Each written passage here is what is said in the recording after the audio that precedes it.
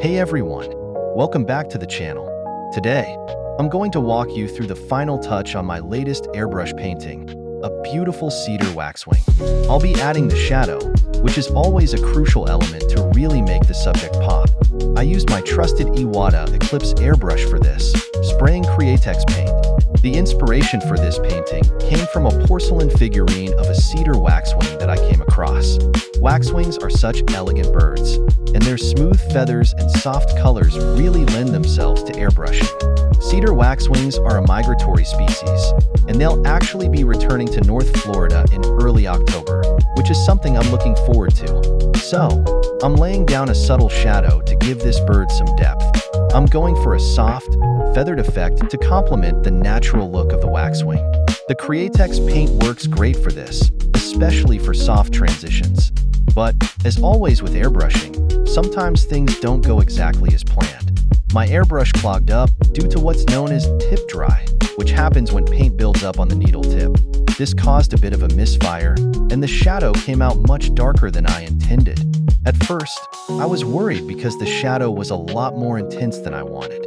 But no worries, I was able to work with it and even it out by layering some lighter tones over the dark spots.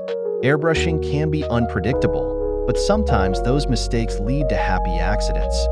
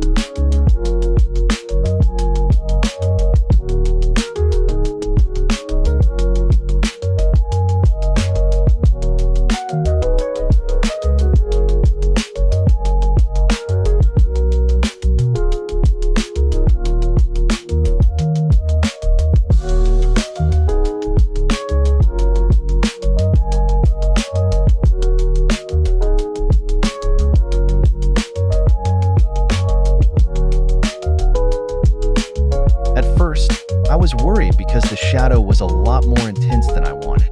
But no worries, I was able to work with it and even it out by layering some lighter tones over the dark spots. Airbrushing can be unpredictable, but sometimes those mistakes lead to happy accidents.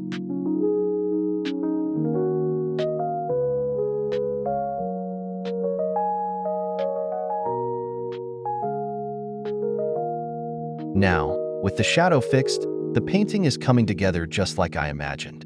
The extra depth from the shadow makes the cedar waxwing almost feel like it's about to fly off the canvas. Quick fact about cedar waxwings. They are named for the wax-like tips on their feathers, which are actually red and made of the same substance as their beak and legs.